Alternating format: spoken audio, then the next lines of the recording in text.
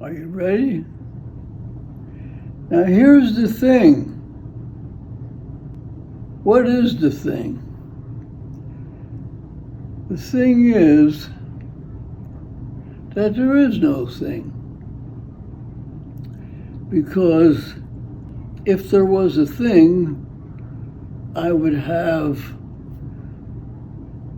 said yes to one of 3 or 4 groups of people.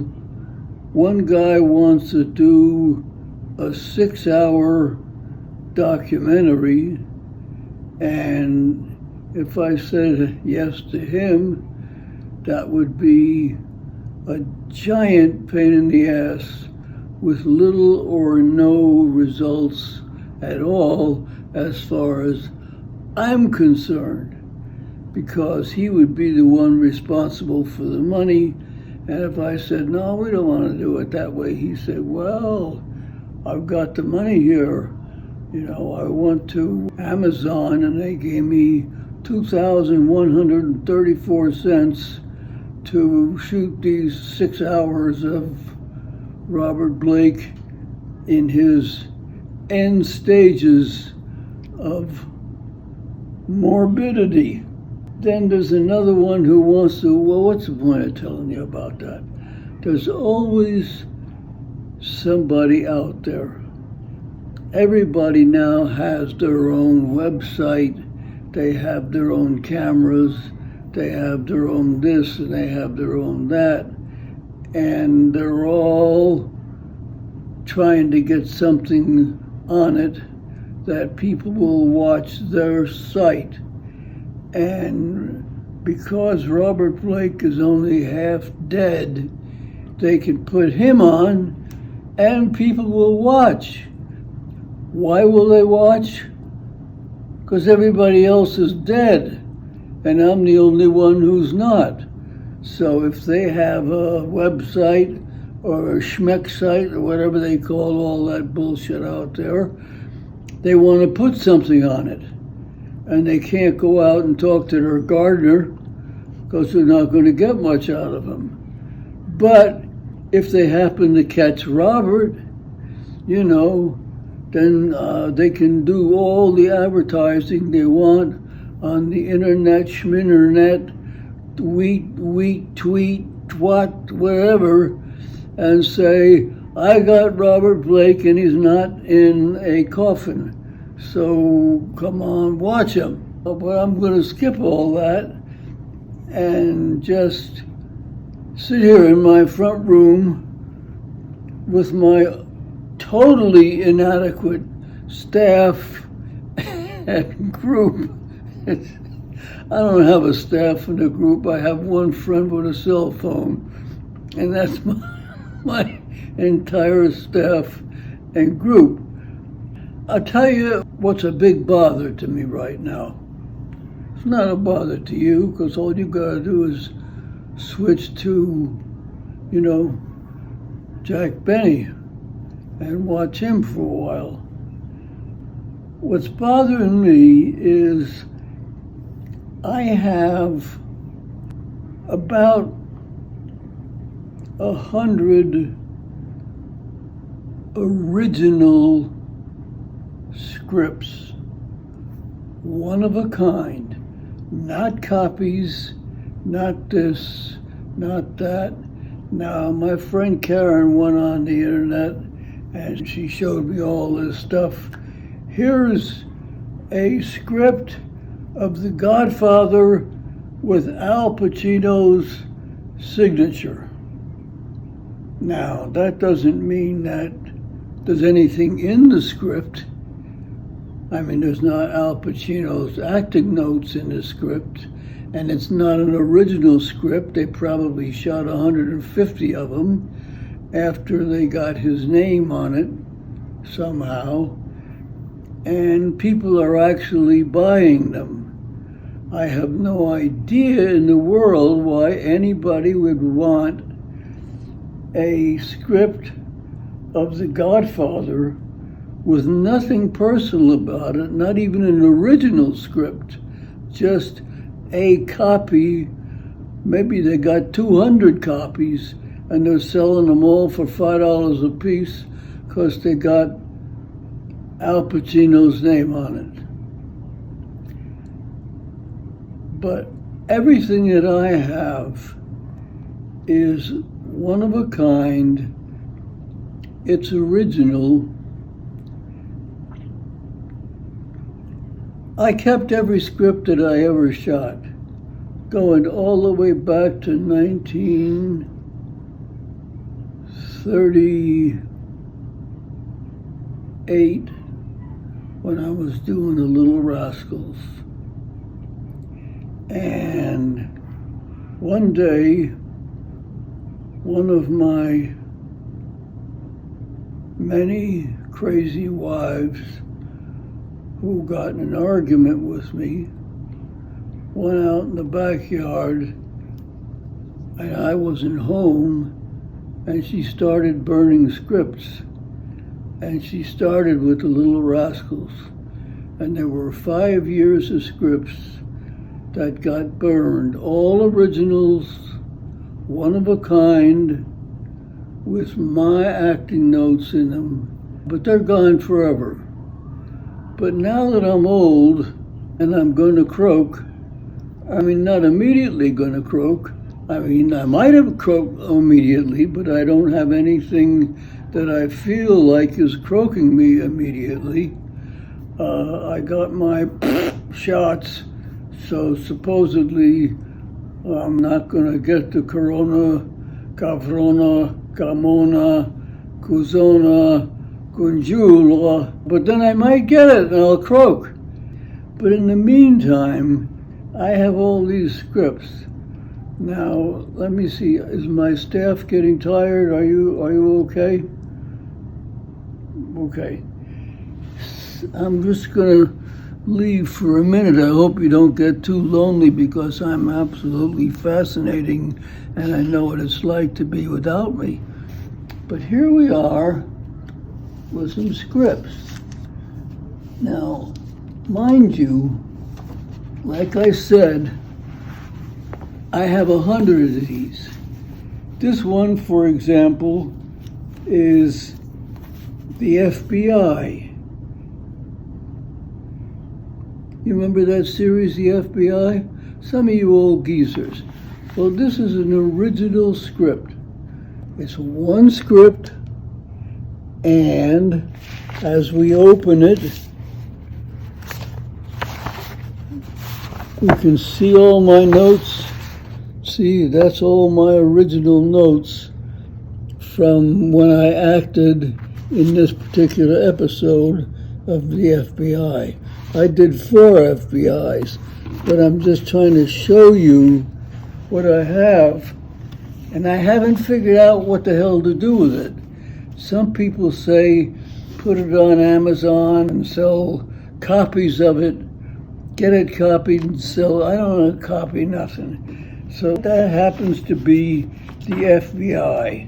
And all the way through it, I'm looking at my acting notes and all that. So whoever winds up with this, they're going to get this. And there's no copies of it because I'm not making copies. I promise you, I give you my word to God that anybody who buys the script from me is not buying a duplicate. They're not buying anything except the original. And you can tell it's original. You could take an eraser and erase and see that my writing comes off.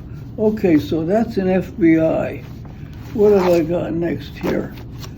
This script is, now see here, this is all my acting notes, and I don't even know what the hell this one is. What is it? This one is The Money Train. Now, I can tell you personally, one of the worst experiences I ever had was doing The Money Train. I had 3 or 4 friends that all said, do The Money Train because that's what you should do. I had a terrible time doing it, but I got through it. So here's the money train, and you look at it. By the way, see all these colors? White means it's the original script. Blue is rewrites. Green is another level of rewrite. And then finally, we get to pink, which is a complete rewrite. So this one, they didn't rewrite the whole script. They just kept sending out portions of it. So we don't have to spend all day on it, because what I'm telling you is the absolute truth. This is my script, and here's my more acting notes on it.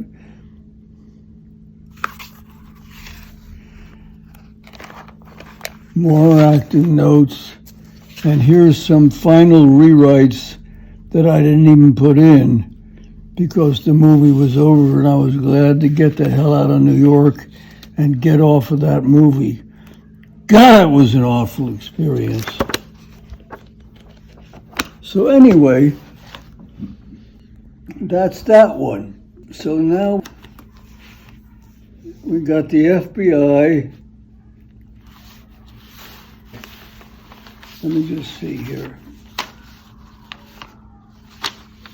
This is a script called Mouthful of Dust, and it's original FBI. Oh yeah, I remember I played an Indian and it was called Mouthful of Dust. And once again, we have all of my notes, and you see the pink pages, blue pages, all the rewrites, all that junk, all different colors, different this, different that, rewrites that I do for myself.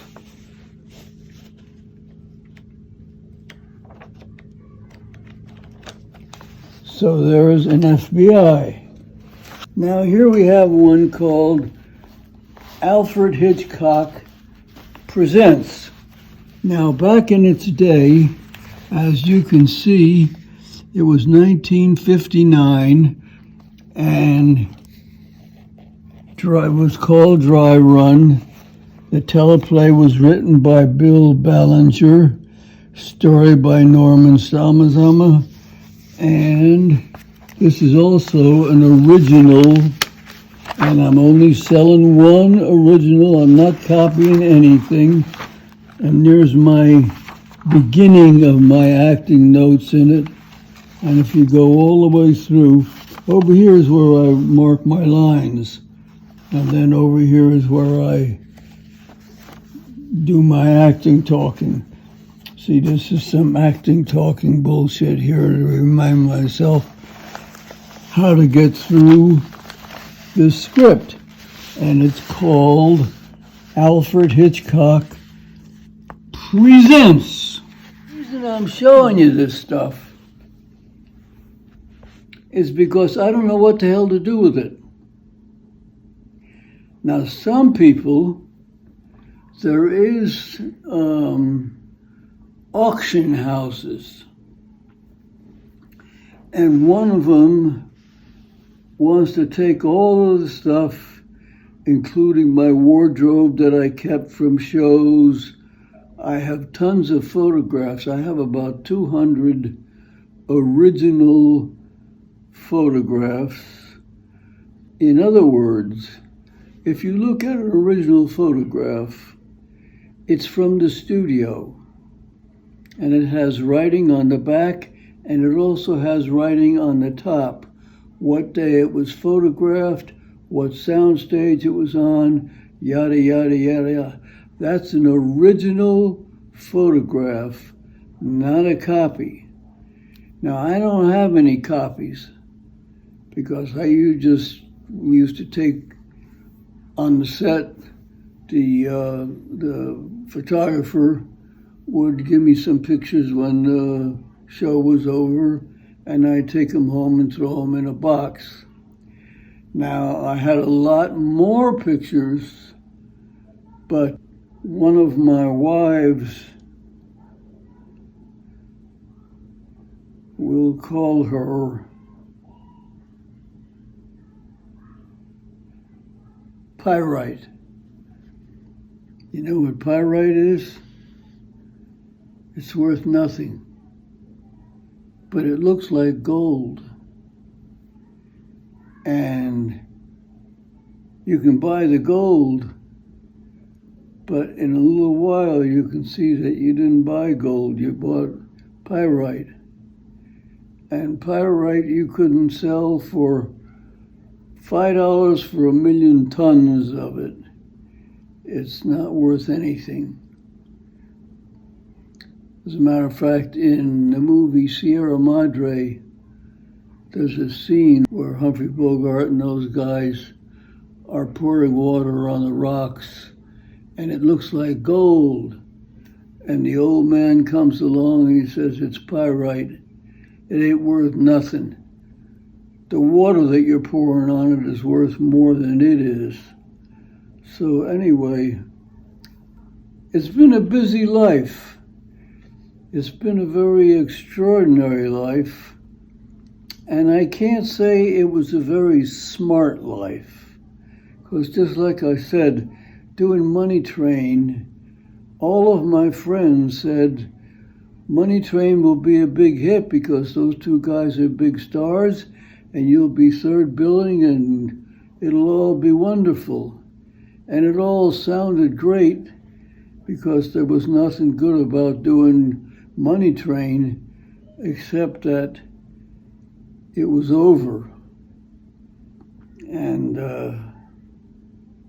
so you have to follow your own creative instincts. Here's some more scripts right here. Let me pull out a few more. And you actually have a job, people, because your job is to write to me and tell me what the hell to do with this stuff. Now, don't tell me to copy it and sell copies because you'll make a fortune. I don't need a fortune. I get enough money coming in every week from pensions, you know, SAG and this and that, to pay my rent and buy a few hot dogs. And I don't really need anything else. If I had $10 or $15 million, that would be a different thing. But I don't want to make money by copying scripts and selling them to people who are going to copy them again and sell them again. Now, this script here happens to be called Laramie, and it's called Wolf Cub, and I played a lame Indian in this, and this was from 1961, and it's called Wolf Cub. And I got all my same stuff. Oh, this was the last copy of it, so it's a pink copy. That means a lot of my acting notes got thrown away because when you get down to the pink copy, but see, there's original stuff here.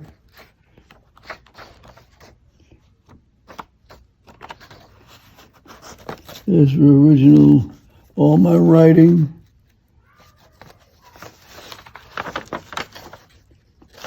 Anyway, that's Laramie. So that's an original. This one is called One Step Beyond, which was, it was kind of like Twilight Zone, but it was a little bit different. And it was a show called Gypsy. There's my old phone number from where I used to live, Hollywood 61331. And so here's Gypsy, and it's the same thing. Here's all my notes of me, what I'm going to do in the scene, rewrites that I want to go to the director and get changed.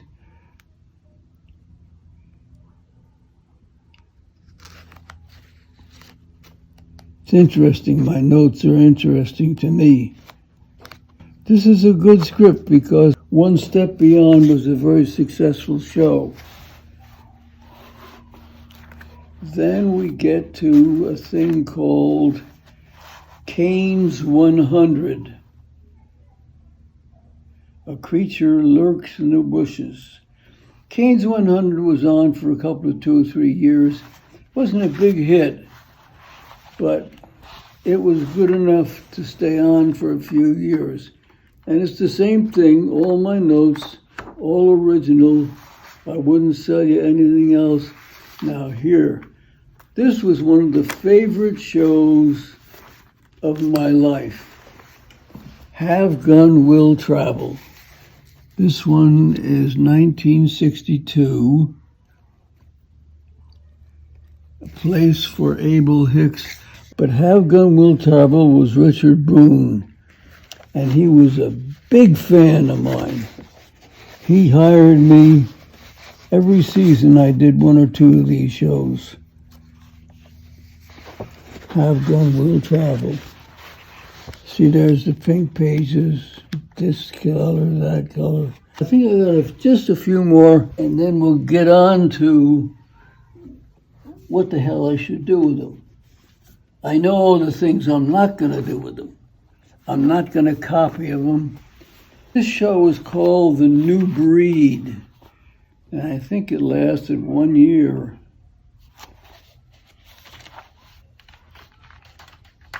Yeah, it was not a hit. I think this may have even been the pilot, I don't know. But it was only on for 1 year. Now, I have to take a moment here. Richard Boone, when he was through with Have Gun Will Travel, 7 years of putting that black suit on and being a hired gun, he wanted to act for a while. So he formed up a group of actors. There were 12 of us. And it was called The Richard Boone Show. And we did 1 season of them. I think there were 20 or 21 or 22. And here's a script from The Richard Boone Show. See? And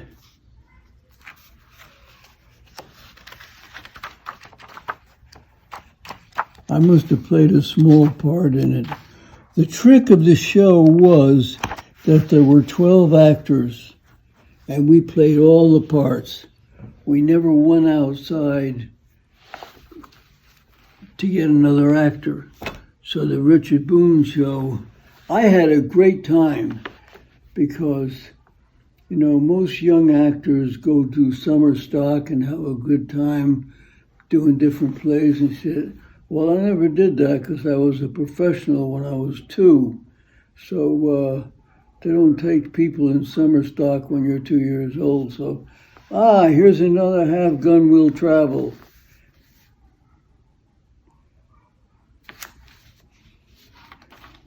I told you I did a bunch of these.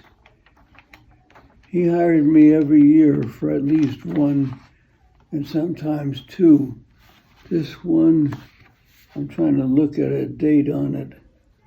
They were all done in the 50s and the 60s. Now this is called Trials of O'Brien.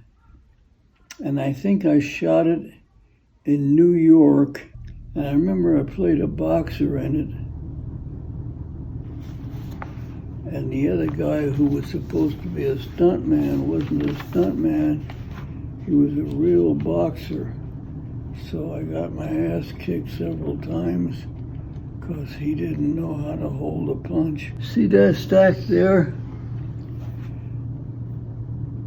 Those of you who are my friends will tell me what I should do with them. Now, I don't want you to tell me anything dirty what to do with them, like put them where the sun don't shine, because that ain't going to work. But I promise you I'm not going to copy them. When they're gone, they're gone. And I hope they're gone before I croak.